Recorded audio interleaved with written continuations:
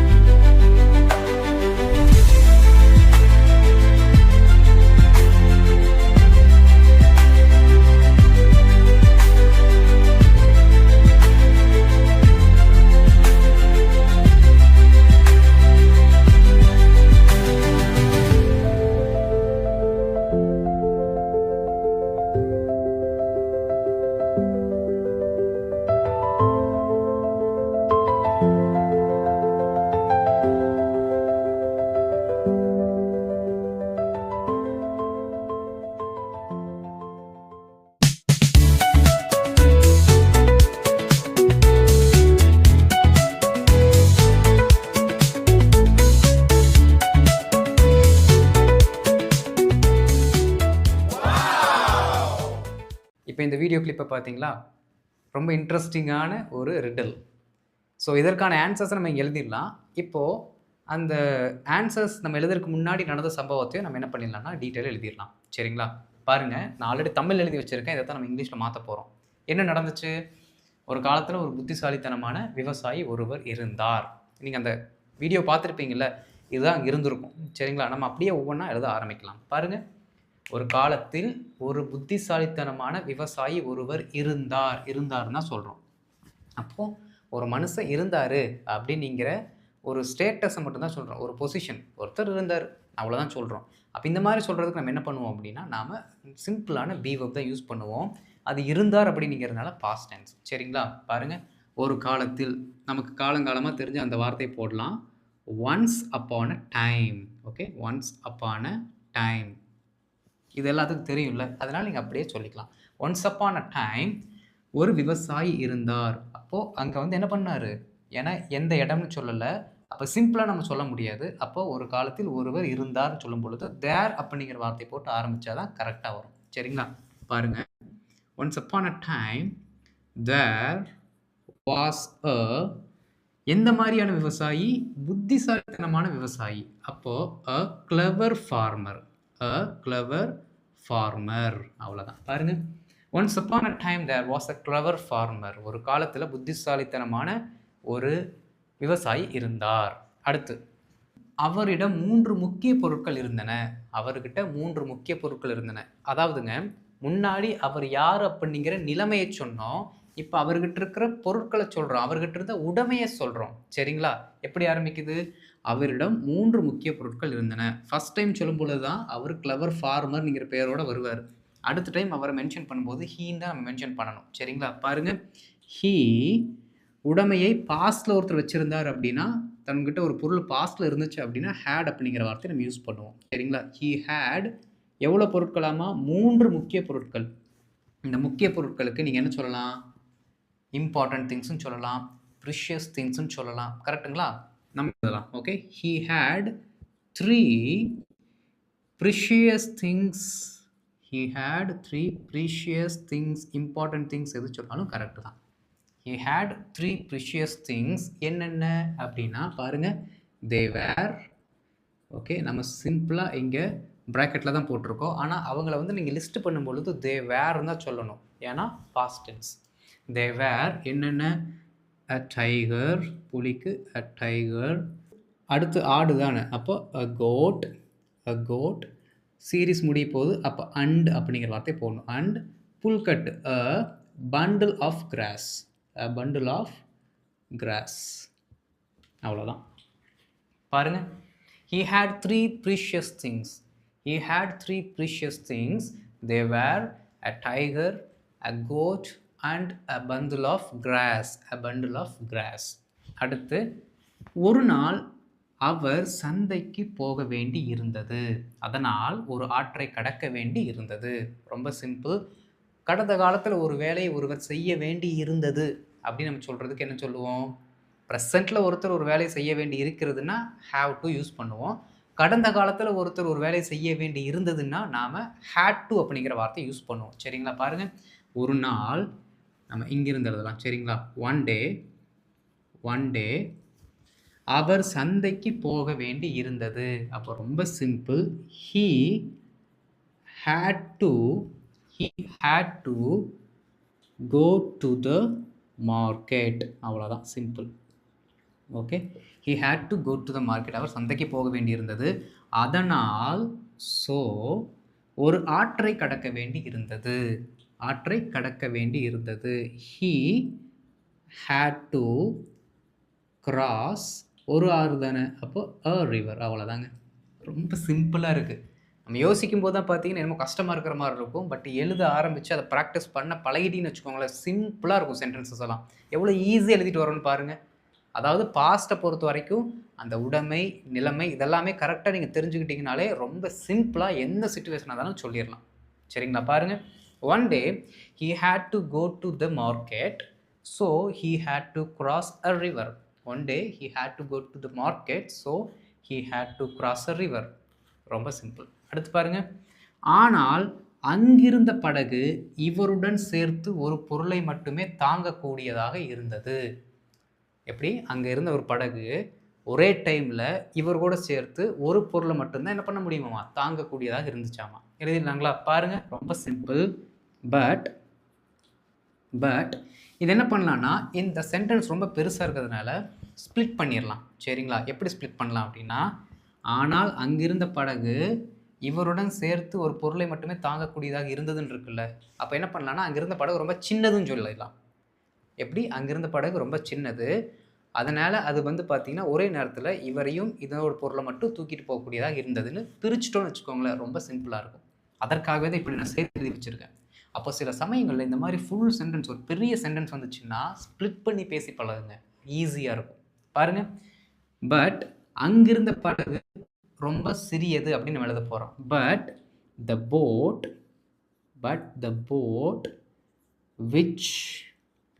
which was there அப்படியே கீழே வரேன், was very small. இங்கே நாம் ரிலேட்டிவ் ப்ரொனவுன் யூஸ் பண்ணியிருக்கோம். பாருங்கள். Right. But the boat which was there was very small. The boat which was there was very small. அங்கிருந்த boat ரொம்ப சின்னதாக இருந்துச்சு. அதனால என்ன பண்ண முடியுமாம்மா?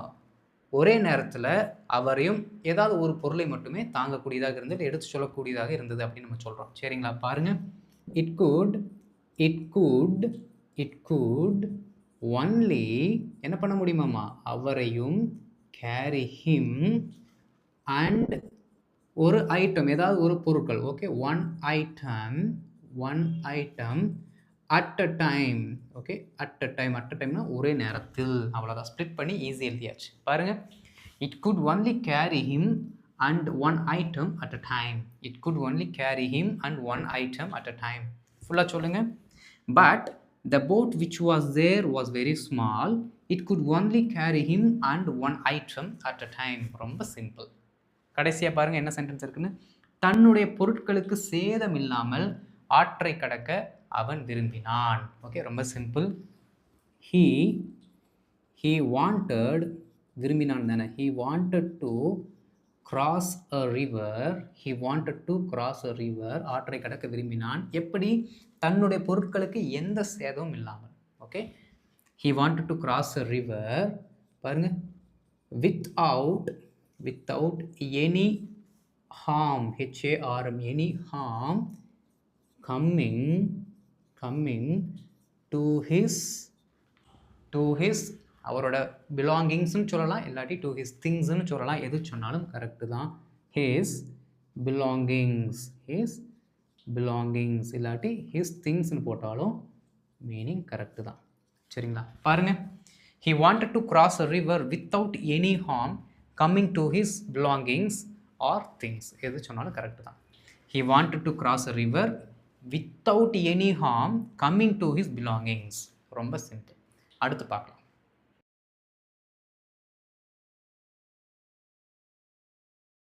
இப்போ அந்த ரிடிலுக்கான ஆன்சர் நம்ம எழுத போகிறோம். பாருங்கள், அவருக்கு ஒரு யோசனை வந்தது.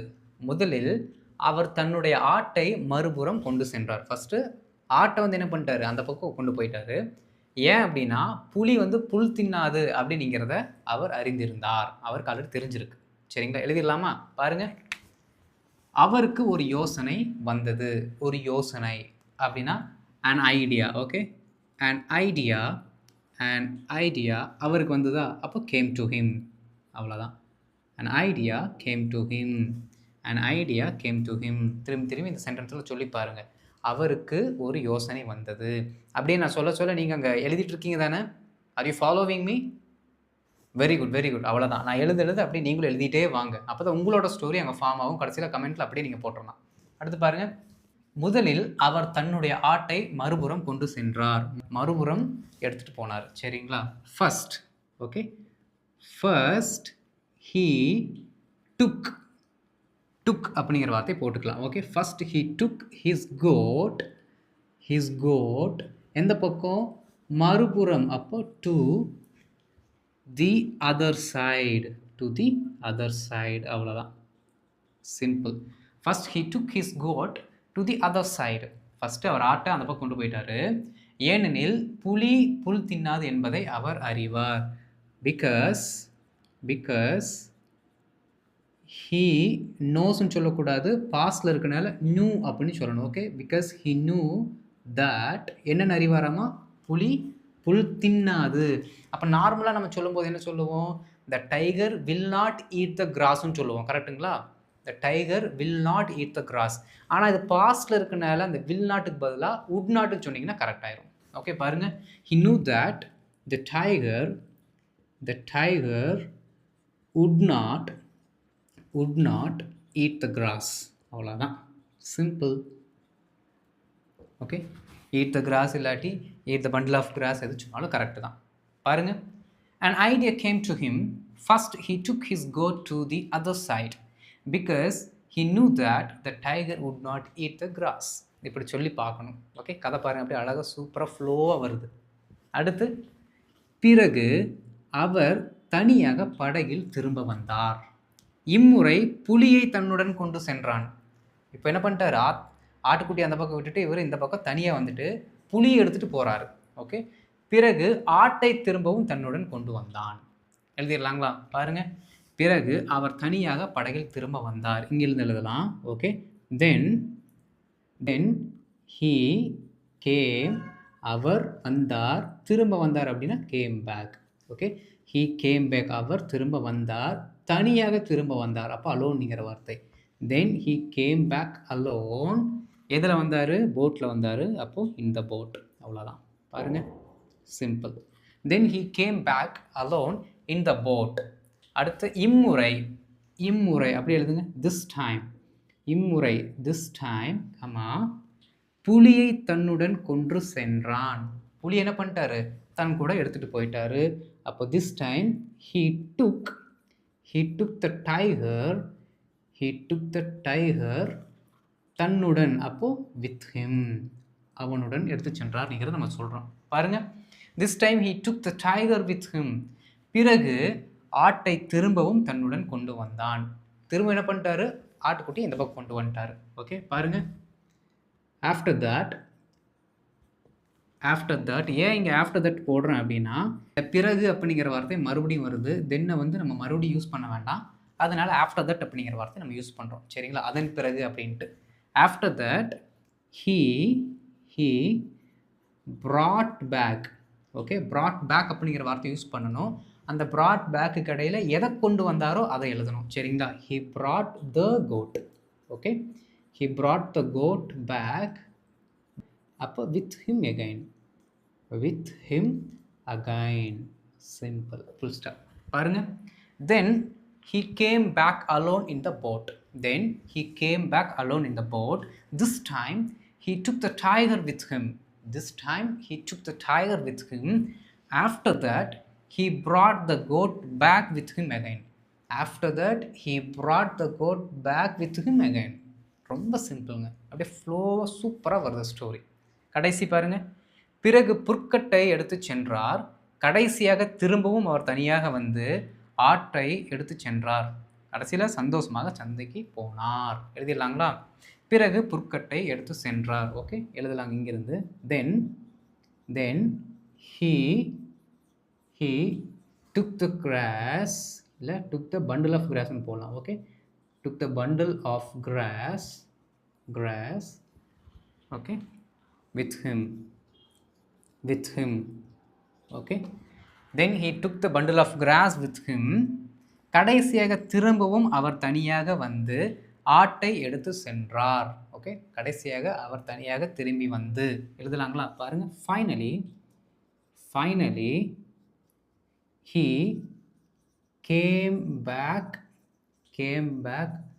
alone, தனியாக திரும்பவும் வந்து, and took the goat with him. அவ்வளோதான், முடிஞ்சது. பாருங்க, finally he came back alone and took the goat with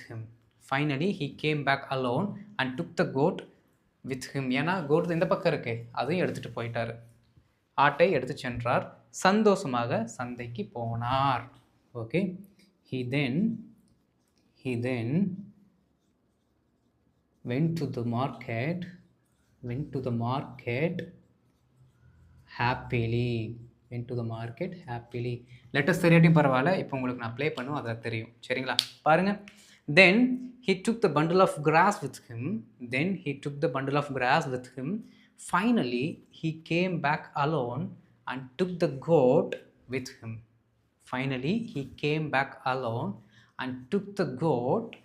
him. He then went to the market happily.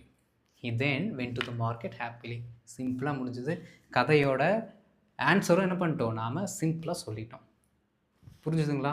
அப்போது ஒவ்வொரு சென்டென்ஸுமே நம்ம தனியாக பார்க்கும்போது பார்த்திங்கன்னா ரொம்ப டிஃபிகல்ட்டாக இருக்கும். ஆனால் கொஞ்சம் கொஞ்சமாக சொல்ல பழகிட்டோம்னு வச்சுக்கோங்களேன், அந்த சென்டென்ஸோட ஃபார்மேட்டை தெரிஞ்சுக்கிட்டு பேச ஆரம்பித்தோம் அப்படின்னா ரொம்ப ரொம்ப சிம்பிளாக இருக்கும். இந்த பர்டிகுலர் கதையில் பார்த்திங்கன்னா நம்ம எங்கேயுமே ப்ரெசன்ட் டென்ஸ் யூஸ் பண்ணியிருக்கவே மாட்டோம். எல்லாமே பாஸ்ட்லேயே தான் இருக்கும். ஏன்னா கதையை நம்ம பாஸ்ட்டில் தான் நரேட் பண்ணிகிட்ருக்கோம். ப்ரெசென்ட் எங்கே இருக்கான்னு பாருங்கள், ஃப்யூச்சர் எங்கே இருக்கான்னு பாருங்கள், இருக்கவே இருக்காது. ஒரு சிங்கிள் சென்டென்ஸ் கூட இருக்காது. ஏன்னா எல்லாமே கடந்த காலத்தில் நடந்த சம்பவங்கள். ஓகே, சரி, கடைசியாக ஒட்டுமொத்த ஸ்டோரியும் நாம் எல்லாருமே சேர்ந்து ஒன்றா படிக்கலாம்.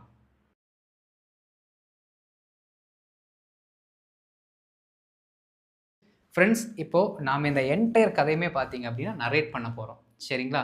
அப்படி என்ன பண்ணுங்கள், நீங்கள் இந்த கதை அப்படியே எங்கூட சேர்ந்து அப்படியே சொல்லிகிட்டே வாங்க. சரிங்களா? பாருங்கள். Once upon a time, there was a clever farmer. He had 3 precious things. They were the goat, the tiger and the bundle of the grass. One day, he had to go to the market, so he had to cross a river. But the boat which was there was very small. It could only carry him and his one item at the time. He wanted to cross a river without any harm coming to his belongings. An idea came to him. First, he took his goat to the other side because he knew that the tiger would not eat the grass. Then he came back alone in the boat. This time, he took the tiger with him. After that, he brought the goat back with him again. Then he took the bundle of grass with him. Finally, he came back alone and took the goat with him. He then went to the market happily. Simple. ரொம்ப ரொம்ப ஈஸியான story. நீங்கள் ஒரு time இல்லை, நிறைய time சொல்லி பாருங்கள். Okay, இங்கே எழுதியிருக்க வார்த்தைகளே தான் சொல்லணும்னு அவசியம் கிடையாது. இங்கே இருக்க வார்த்தைகளை சொல்லணும் அவசியம் கிடையாது. ஆனால் இந்த கதையை உங்களால் வேறு வார்த்தைகளை போட்டும் சொல்ல முடியுதுனால அப்படியும் சொல்லி ட்ரை பண்ணுங்கள். சரிங்களா? இந்த கதையை நீங்கள் இப்போ என்ன விட்டு சொன்னாலும் நானும் திருப்பி நரேட் பண்ணும் பொழுது என்னுடைய சொந்த வார்த்தையில் நிறைய போட்டு என்ன பண்ணுவேன்னா கதையை டிஃப்ரெண்ட்டாக நரேட் பண்ணுவோம். அதனால் இங்கே எழுதியிருக்கிறது ஒரு format, one way of narrating the story. இந்த கதையை நாம் வேறு வார்த்தைகளை வச்சு நிறைய ஆங்கிளில் சொல்லலாம். அந்த மாதிரி நீங்களும் கண்ணை மூடி ஒவ்வொரு டைம் ப்ராக்டிஸ் பண்ணி பாருங்கள். ஓகே, ஸோ இந்த வீடியோ உங்களுக்கு பிடிச்சிருந்துச்சுன்னா வீடியோ மறக்காமல் லைக் பண்ணிட்டு மற்றவங்களுக்கு ஷேர் பண்ணுங்கள், அவங்களும் தெரிந்து கொள்ளட்டும். இதான் நம்ம சேனலுக்கு ஃபஸ்ட் டைம் வந்திருக்கீங்கன்னா மறக்காமல் சேனலை சப்ஸ்கிரைப் பண்ணிட்டு பெல் பட்டனை கிளிக் பண்ணி வச்சுக்கோங்க. அப்போ தான் நான் போடுற வீடியோஸ் உங்களுக்கு தொடர்ந்து வந்து சேரும்.